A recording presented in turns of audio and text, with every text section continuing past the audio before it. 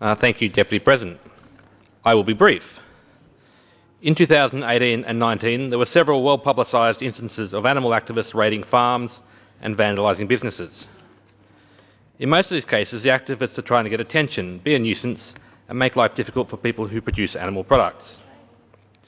In one case, activists stole several animals from a cafe in Gippsland, the Gippy Goat Cafe.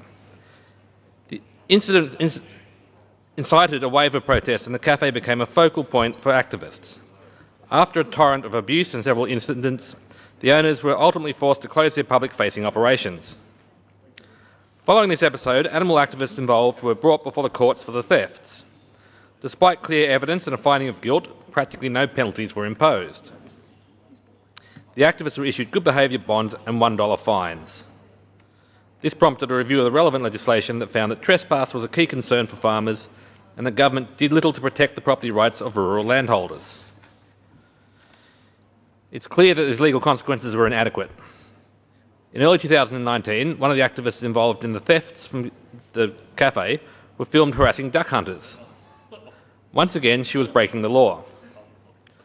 The court case for these offences has only just been heard 3 years after the offences took place. This time she pleaded guilty and was issued a $400 fine and was given another good behaviour bond. I think that's probably enough in the way of background. Animal activists have the right to make their point and to protest, and I support their right to free speech, even when I in no way support their cause. What we are talking about here, though, is when those activists break into people's property, steal their belongings, damage their equipment and violate their privacy. Farmers deserve to be able to conduct their businesses without having to fear these attacks. The government's bill fails to address the problem on these terms.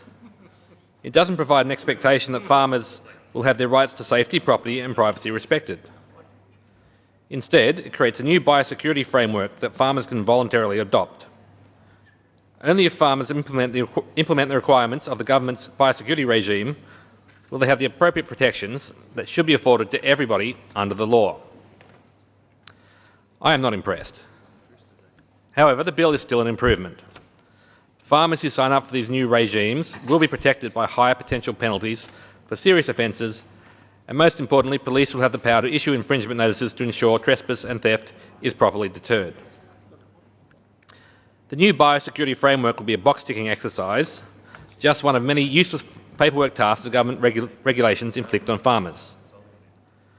I'd prefer a Victoria where you don't have to agree to a burdensome regulatory regime before you'll have your property rights respected. But again, it's still better than nothing. Part of the problem that this bill does not address is the yawning and growing gap between the perspectives of the increasingly alienated from nature and normal life, indeed out of touch with reality, views of many of our city-born and educated public service working population and those who grew up in the bush. This worldview gap would be tolerable, except the city population now far outweighs those in the bush, 3 to 1 and growing, and as we see all too often, they are more than willing to force their twisted worldview onto those who think differently. In the same way that these clueless city folk are choking the timber industry and destroying irrigation farming, they aim to put an end to the use of animals in agriculture.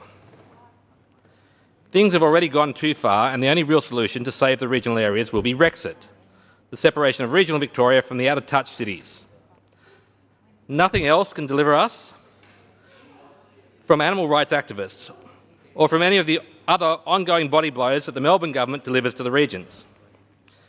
This bill is not going to fix the underlying problems, but it's better than nothing. Importantly, the bill increases on-the-spot fines that can be issued by police, creating a workaround for the overly forgiving magistrates, letting these activists off with a slap on the wrist. These fines will work as a deterrent. I would prefer that these on-the-spot fines were even higher, but we support the change. So the Liberal Democrats will support the bill.